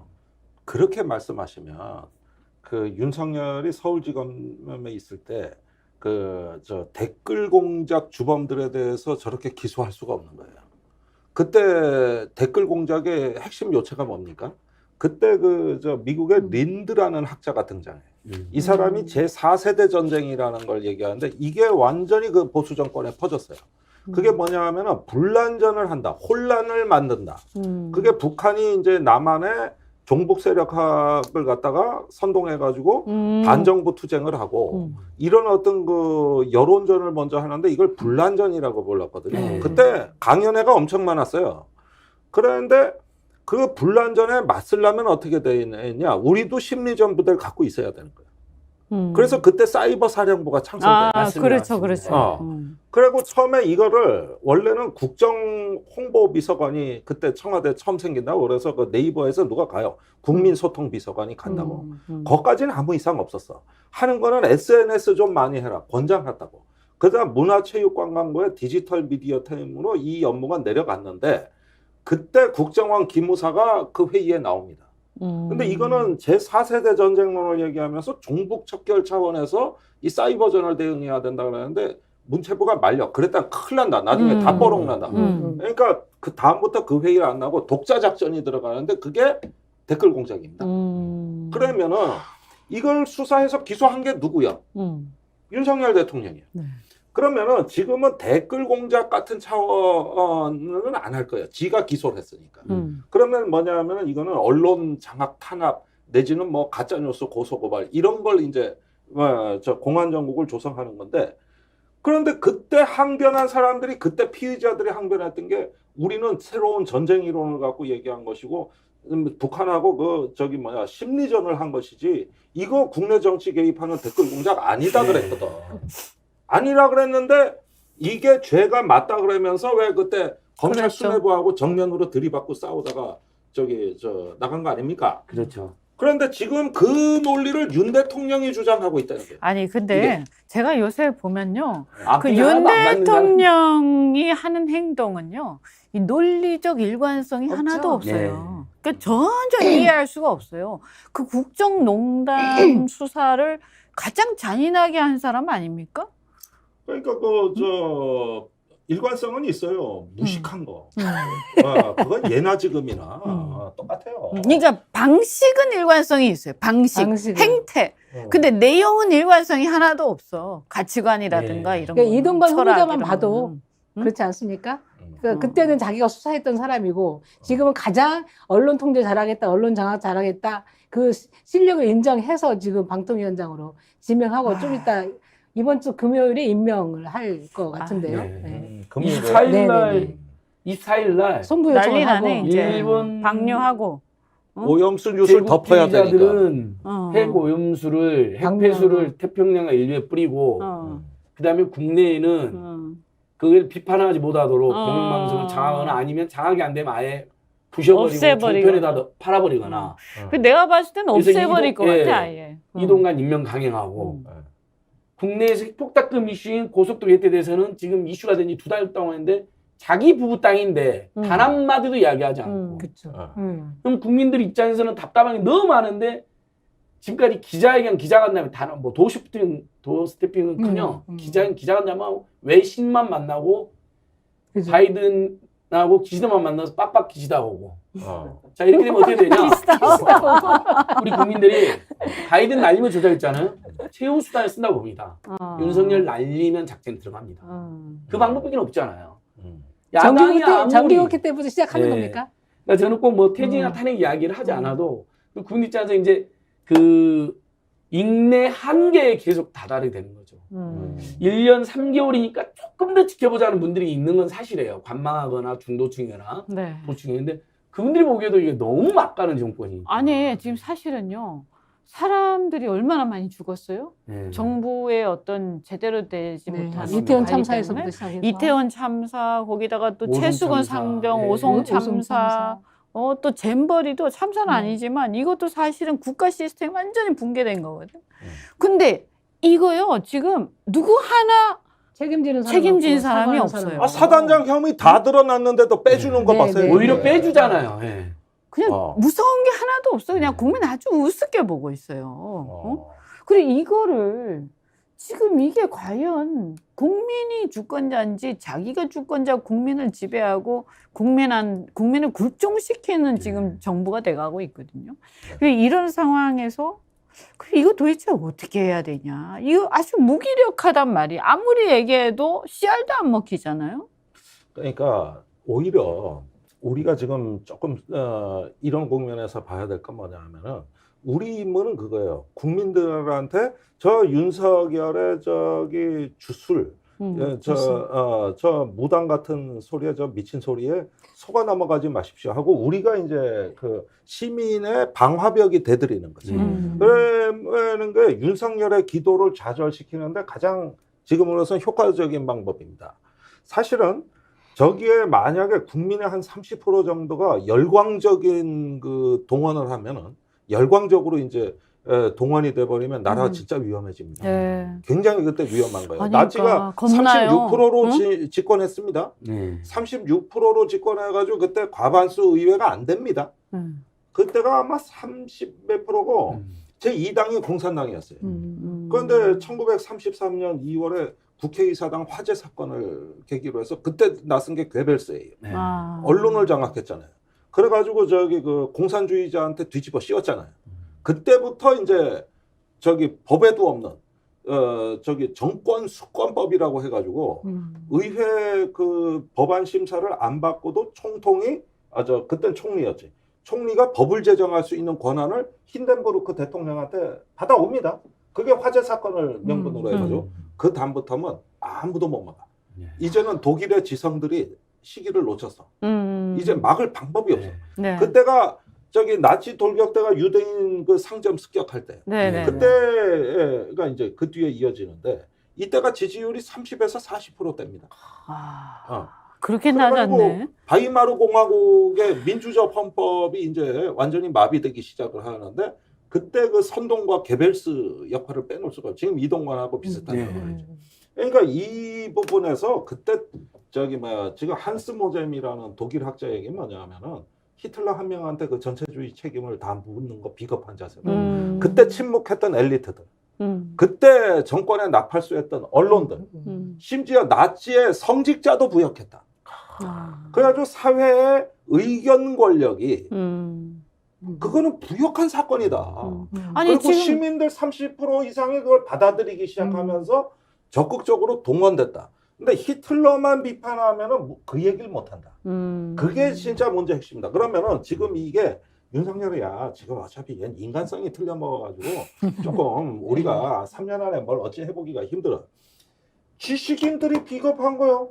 맞습니다. 내가 보니까 제일 네. 문제가 그거예요. 맞아요. 네. 언론하고 지식인들이 언론도 지금 제대로 보도를 여당의 못하고 저기 있어요. 정권 그 꼬봉들 예. 거기서 그 얘기하는 대로 그냥 무슨 몰려가고 그 술 퍼마시고 하는 애들이 있어. 얘들이 문제야. 얘들이 지금 네. 맞습니다. 얘들이 여당 내에서도 이 정도면 뭐 신인기 변호사님이나 이준석 전 대표님 같은 분들 또 우리 이현주 의원님 같은 분들이 계속 많이 비판을 하는데 그래도 현역 의원들이라든지 건물급 정치인들 중에 이건 아니라고 이야기해 주는 사람이 나와야 되는 거 아닌가요? 공천 의원님 때문에 아예 그러죠. 없나요? 공천 진짜로? 때문에. 예전엔 그래도 이 우리 보수 없어요. 정당 역사를 보면요. 아, 근데 그게 완전 너무 망가지면 그래도 어. 한두 분이라도 나서서 이건 아니라고 이야기했잖아요. 근데 보세요. 네. 지금 떠오르는 사람이 있어요? 그런 없어요, 얘기 할 없어요. 만한 사람이. 이현주 의원님밖에 생각이 안 나요. 아니, 그러니까 지금 보면요. 지난번에 완전히 보수가 그 공천을 말아먹었어요. 그러면서 네. 실제로 말할 만한 사람들은 다 죽었어요. 거기다 공천권을 완전히 윤석열 대통령이 갖고 있다고 그렇게- 생각하다 보니까 그냥 지금 아무 김기현은- 얘기도 안 하는 거죠. 그리고 김기현 대표 허수아비고. 꼬투발치 대표니까 네. 공천권은 용산 총독부 요즘 이제 국내 용산 거기다가 총독부라고 또 하니까. 제가 볼 때는 또 중요한 게 뭐냐면 이게 그냥 단순히 공천권만 있어서 그렇게 되지는 않거든요. 네. 근데 제가 보니까 가장 중요한 게 지금 검찰권이에요. 예. 이게 맞습니다, 완전히 맞습니다. 두려움에 검찰권. 사로잡힌 거예요. 예. 제가 볼 때는 야당도 그런 영향이 좀 있는 것 같고요. 네. 그래서 제대로 못 싸우나? 아니 진짜 그런 게 있는 것 같아. 그리고 이게 언론도 마찬가지야. 자꾸 고소고발하고 수사하면서 압박하고 압수수색하고 구속하고 막 하니까 전부 겁을 먹었어. 이게 위축이 돼 있다는 네. 거예요. 위축이. 그러니까 지금 맞습니다. 언론 같은 네. 경우도 옛날 같았으면 벌써 파업했어요. 그죠? 아이고 응? 그때 뭐 6개 방송사가 동시 파업했습니다. 2008년도에도 했고 지금은 뭐 2015년도 했는데 사상 이제 제가 이제 초유의 언론노조나 현업 기자단체들에게 시민들과 함께 공동 파업에 나서자 이제 이런 제안하고 있으니까 한번 결과가 나올 것 같고요. 근데 저는 진짜 이현주 의원님 말씀이 맞다고 생각하는 게 어제 한동훈 장관 물론 최강욱원의 그 단어도 적절한 단어 아니었다고 생각을 해요. 아니 도대체 이렇게 그 말을 경박하게 하십니까? 꼬박꼬박 말대꾸를 합니까?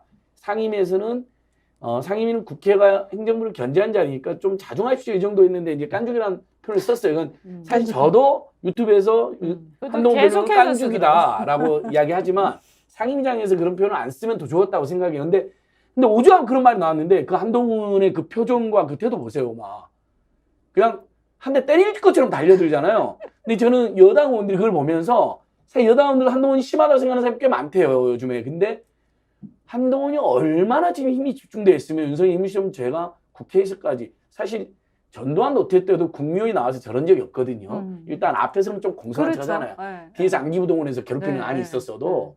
그러니까 여당 의원들도 공포를 느끼겠더라고요. 아, 한동훈이하고 윤희근이 보니까 완전히 장악돼서 윤석열의 왼파 오른파 노릇하는데 우리 잘못하다간 저놈들한테 죽겠구나. 국회 와서 180세 야당한테도 저렇게 질러버리는데 입만 열면 이재명, 송영길, 민주당을 그냥 마녀 사냥하는데 그런 공포가 있겠더라니까요. 그래 제가 봤을 때는 그래서 지금 국민의힘에 기대할 게 과연 있냐? 어? 네. 자, 우리가 옛날에 진짜 그 독재로부터 어떻게 이 나라 민주주의를 만들었고 또 거기서 얼마나 많은 사람들이 희생됐습니까? 근데 겨우 뭐 한동안 눈 똑바로 뜨고 대든다고 하는 것 때문에 자가지고 그럼 정치하지 말아야지. 그리고 왜 또 빌미잡힐 일을 왜 하냐고. 그리고 김은경 의원 그건 뭡니까? 왜 또 수사 보고서는 왜 흔들어대가지고 지금 수사 외압 유출 이거 한참 시비인데 또 거기다가 콕 들이대면은 이게 오히려 되치기나 당하기 딱 좋은 모양이란 말이에요. 그러니까 이게 지금 뭐냐 하면 보니까 지금 민주당의 문제는 뭐냐면은 어떤 그 자기 중심을 못 잡고 방황하는 데 있는 것이지 정말 한동훈이나 윤석열의 뭐 그것 때문에 맞아요. 위축되고 두렵고 네. 무서워서가 문제입니까? 자기 자신이 무서운 거예요. 민주당 스스로가 지금 위축돼 있어요. 혼란돼 있고 그 속에서 이걸 뭘 해야 되냐 우리 이렇게 하던 게 혼란스럽기 때문에 적은 내부에 있는 거 아닙니까? 솔직히 말해서. 예. 저도 민주당한테 이렇게 말씀드리고 싶어요. 들야자 야당이잖아요. 밤야자 야당이 아니라 다시 한번 들려나가자. 민주주의와 민생과 민중의 싸워라. 민주주의와 민생 경제와 평화를 지키기 위해서. 그다음에 투쟁은 강력하게 돼. 제발 저들에게 빌미 주는 행동을 하지 마세요. 정말 말은 품격 있게 해야 돼요. 투쟁은 예. 강력해야 돼요. 근데 행동은 절제하면 돼요. 얼마든 이러면 가서 한동훈을 때릴 수는 없잖아요. 한동훈을 강력하게 비판하고 한동훈의 잘못을 온 국민에게 설득력 있게 세게 이야기하되 한동훈한테 예를 들면 빌미를 줄 뭐 가서 때리거나 그러면 안 되는 거잖아요. 예를 들면 우리가 그러니까 아니, 절대 저도 빌미 행동하지 않는 절제가 또 필요하다는 민주당 거예요. 당원으로서 참 걱정이 되는 게 이번에 후쿠시마 오염수 방류에서 굉장히 국민의 분노도 굉장히 그게 달할 텐데 이 국면에서 뭐 하는 척하고 그만둔다? 이래서는 저는 안 될 것 같아요. 그래서 현재까지는 보면 내일 저녁에 국회 본청 계단 앞에서 당원들과 함께 촛불 집회하고 주말에는 또 시민들과 함께 촛불 집회하겠다는 이 행동 방침이 나오긴 했는데 그것만 갖고는 안 된다.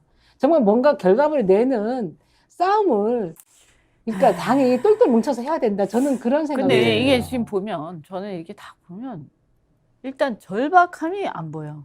절박함이. 응? 이게 만약에 자기가 정말 이 나라가 이렇게 가면 안 된다. 이렇게 절박하게 생각하면요. 지금 솔직히 말씀드려서 지금 대부분 지역구에서 경선 준비하고 있어요. 열심히. 그렇습니다.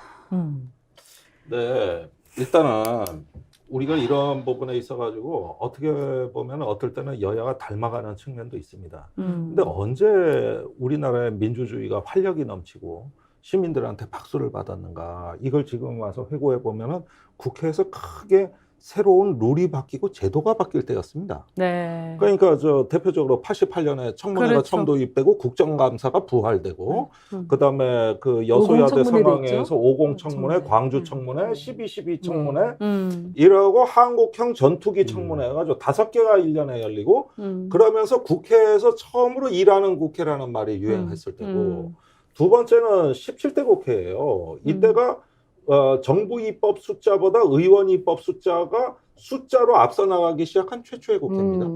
그때 예산정책처, 예산분석실, 국회 입법조사처가 다 활성화가 되고 돋보이기 시작을 했고 그때 정치하던 사람들이 다 지금 봐도 눈빛이 달라요. 그러니까 무언가 우리가 새로운 공화국을 만든다 이렇게 목표를 높이 설정했을 때 단순히 어떤 야당이 원래 제일 쉬운 정치가 대통령 욕하는 거거든요. 그거는 당연히 하는 거고 이렇게 무언가가 우리가 일을 하고 있다는 거 그러면서 새로운 공화국을 하는데 이렇게 뭔가 좀 높은 데 목표가 있었을 때 그리고 가장 최근이 언제냐면 박근혜 대통령 탄핵됐을 때입니다. 그렇죠. 그러니까 그때가 정치가 살아있을 아니 때예요. 그러니까 그때가 사실은요. 어떻게 보면 조금 과장되게 얘기해서 혁명의 기운이 넘칠 때였어요. 예. 그런데 그때 뭐냐면 굉장히 그 87년 이후에 굉장히 많은 변화를 이뤄낼 수 있는 아주 절호의 기회였어요.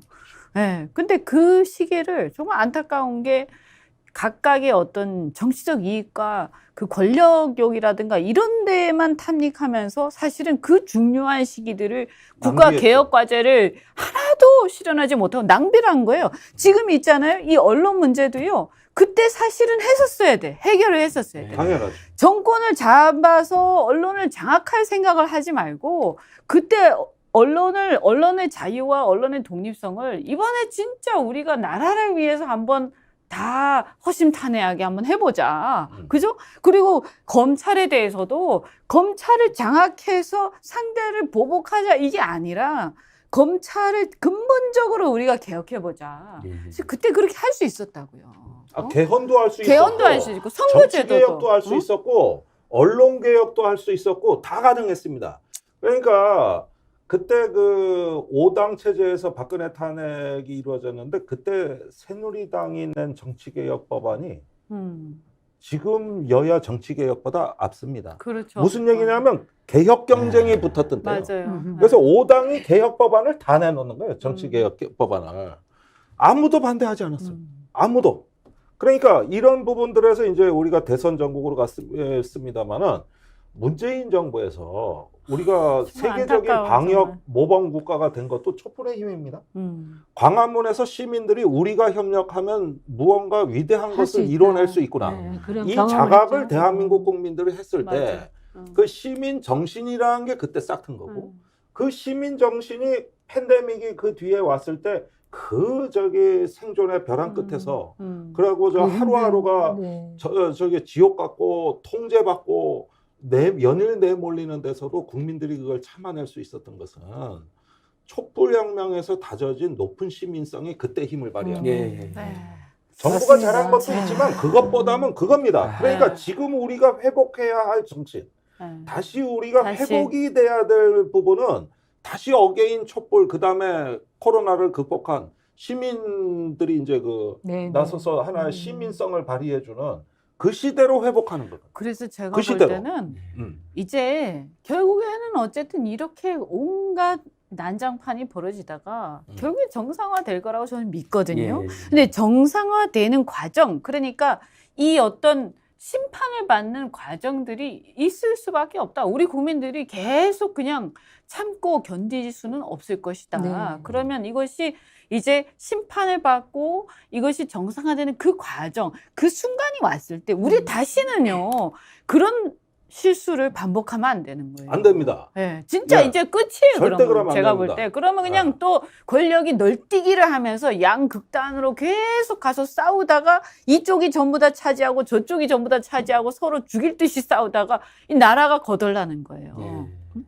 그러니까 우리 이현주 의원님을 제가 이제 국회에서 처음 뵀잖아요. 참 대정부 질문을 당차게 하시더라고. 그리고 자주 나오시더라고 또. 그 TV 토론에서도 몇 번 봤어요. 5분 발언도 많이 하셨어요. 그랬는데 필리버스터가. 그 때가 뭐냐면은 하나의 어떤 격변의 시기였단 말이에요. 네. 예. 그러면서 매일 정치의 판이 바뀌고 질서가 바뀌고 이러는 과정에서 우리가 지금의 그 시절을 회고해 보면 지금의 어떤 윤석열을 또 용납할 만큼 정말 빈틈이 많았고 그렇죠. 어쩌면은 맞아요. 우리가 또 다른 어떤 망상과 욕심이 앞섰던 거 아닌가. 이거 정말 처절하게 반성해서 다시는 그런 일이 없고 윤석열 이후에 정말 새로운 공화국.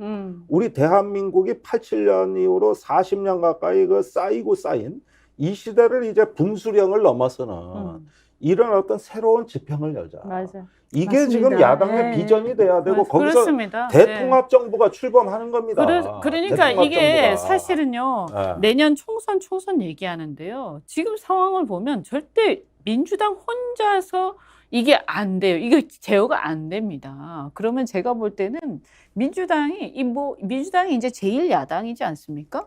그러면 사실은 이런 어떤 역사적인 국면 속에서의 우리가 어디에 서 있는지, 어디로 앞으로 가야 하는지를 분명히 자각을 하고, 사실은 지나간 세월 속에서 이 뭔가 자성해야 될 부분도 분명히 있잖아요. 예. 근데 사실 국민들이 야당에 대해서 신뢰를 안 주고 똑같은 놈이야라고 하는 가장 큰 이유 중에 하나가 니들도 그랬잖아 이런 거거든요.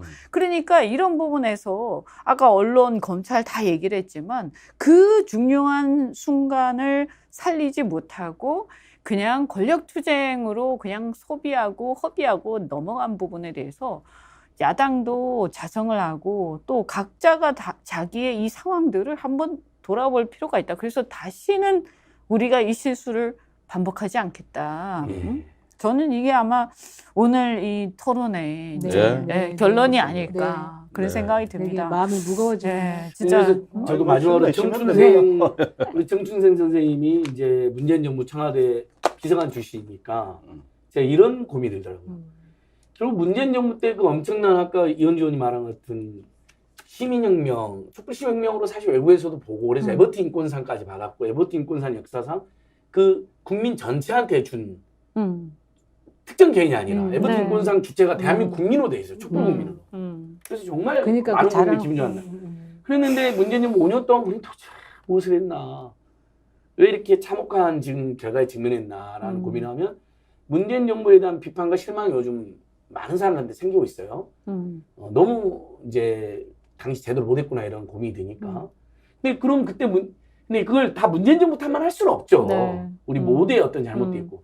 그럼 문재인 정부 때 이러면 잘 나갔던 분들 있잖아요. 네. 장차관 했던 네. 분들, 굉장히 권력 핵심에 있었던 의원들.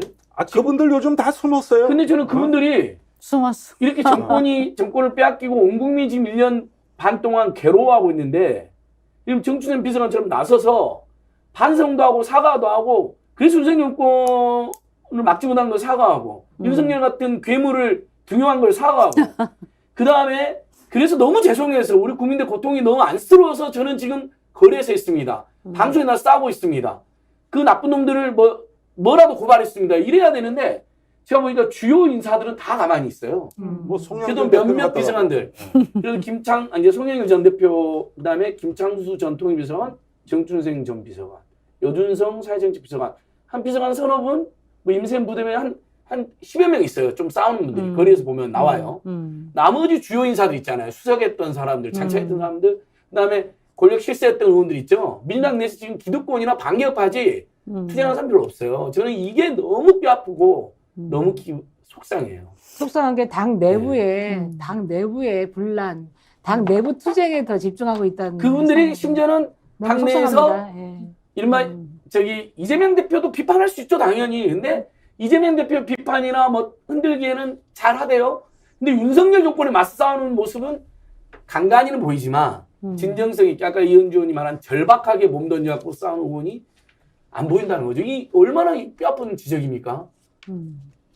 자, 우리가 진짜 오늘 이 얘기 하다 보면 진짜 암 생기겠어. 가슴이 아프네요. 그러니까 그래서 여튼 뭐 암 안 생기려면 싸워야 돼요. 그래서 오늘은 이제 이 정도로 네. 마무리를 네. 하겠습니다. 전부 다 또 너무 그 마음이 무거운 상태에서 집으로 돌아가신 것 같아서 좀 죄송한데, 우리가 이제 이 앞으로 어떻게 할 거냐, 저는 정말 많은 고민을 해야 된다 이런 생각이 들고요. 윤석열 정권이라든가 이 지금 현재 상황을 비판한 건 당연히 하지만 이게 또 비판만 계속 하다가 그 다음에 덜러덩 어떤 상황이 벌어졌을 때 아무런 대안도 없고 또 역시나 그냥 또 다른 선수 교체에 불과한 상황이 와서 또 엉망진창이 되고 또 욕심만 부리다가 또 끝나고 이렇게 되면 아마 국민들도 그렇고 저도 그냥 다 둘 중에 하나인 것 같아요. 그냥 집에 가서 그냥 뭡니까 이렇게. 아니 어? 그런 소리 하시면 안 돼요. 자, 우리가 87년도 그렇고 2016년도 그렇고 단결하고 협력했을 때 예. 얼마나 위대한 성과를 이뤘는가를 보십시오. 사실 지금 그렇게 우리가 축 처질 때 아닙니다. 예. 사실은 뭐 다시 촛불혁명 뭐 그때로 되돌아가자는 얘기가 아니라 우리가 새로 깨어나고 자각하고 공감하면서 행동으로 이것이 이제 같이 단결이 됐을 때 얼마나 놀라운 일, 위대한 일, 그 다음에 그 새로운 것들을 우리가 만들어 나갈 수 있을지 그걸 상상을 한번 해보시라 이거예요. 그거는 정말 위대한 겁니다. 그래서 협력이 일어나는 성과. 그런데 항상 이 한국 정치가 굴곡져 있지만은 저는 개인적으로 항상 그걸 되새기는데 위대한 정신은 녹슬지 않습니다. 위대한 근데 정신은 멋있는 절대, 말씀이네요. 네. 멋있는 녹슬지 않아요. 말씀이에요. 제가 김대중 도서관에 제 연구실이 있는데 매일 문 열고 들어갈 때마다 김대중 대통령 동상을 보고 네. 사무실 3층으로 올라갑니다. 이거는 저의 행운이자 특권이에요. 그러니까 그 정신에서 남북화의 세계로 갔던 민주주의 정신 이런 것들 되새겨보면 예. 오늘에서도 그 정신은 녹슬지 않더라. 그러니까 우리가 말이죠. 성공의 에너지 또 무언가를 성취했을 때 그 위대한 어떤 정신이 있었던 것이고 그 정신은 절대 녹슬지 않습니다. 이 정신을 녹슬게 하는 것은 짜증, 분노, 체념, 망상, 불교식으로 얘기하면 번뇌 이것이 우리를 녹슬게 만든다. 예. 예. 그러나 아, 위대한 정신은 참. 그런데 흔들리지 않아요. 예. 녹슬지 않습니다. 그 이제 우리 김정대 의원님이 또 이렇게 강력하게 말씀을 하시니까 저도 힘을 좀 내서 예. 네. 그죠? 어쨌든 저는 뭔가 반복되는 상황은 만들지 말았으면 좋겠다. 그죠? 그리고 저놈이 저러니까 나도 그럴 것이야. 이게 아니라 저놈이 저러니까 그것을 단호하게 배격하고 우리는 새로운 시대를 만들어 가자. 그럼 어떻게 해야 될 거야? 이렇게 갔으면 좋겠다. 그걸 지금부터 준비하는 거죠. 맞습니다. 네. 그래서 그걸 이제 고민을 해나가야 돼요. 근데 네. 이제 그 고민은 우리가 또 천천히 앞으로 또 얘기를 시간 하도록 있습니다. 하겠습니다. 지금 네. 시간이 너무 많이 너무 많이 지나서 지났어요. 네, 오늘 이 정도에서 네. 네. 마무리해야 될 것 같고요. 우리 김정대 의원님 오늘 너무 감사드리고 네. 또 안질건 소장님, 우리 정춘재 국장님 정말 감사드립니다. 네. 자, 우리 전부 다 다시 재충전해서 자 앞으로 나가는 거예요. 앞으로 그죠? 네. 네, 연대해서. 네. 네, 예. 좋습니다. 알겠습니다. 네, 고맙습니다. 감사합니다. 감사합니다. 고맙습니다.